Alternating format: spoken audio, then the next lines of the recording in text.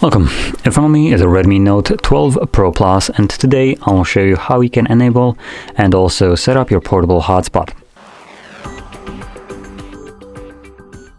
Now to get started, simply pull down your notifications and find the hotspot toggle.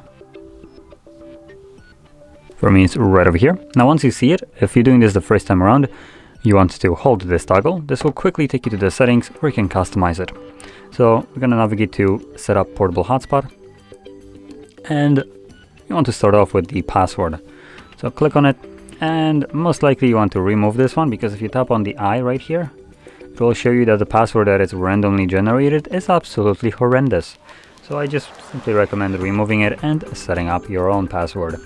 Now your password needs to have at least 8 characters in length, at which point you will be able to save it. So there we go. Now we can use letters and numbers, it doesn't really matter. Now below that we have a couple of additional settings, but if you don't know what these settings do, keep them as they are. This will ensure that your hotspot functions with basically any device that you try to connect to it with.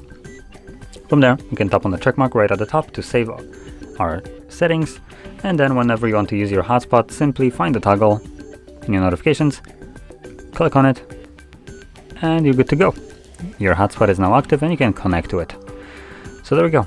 And once you're done with your hotspot, you will want to turn it off because it does consume more of your battery.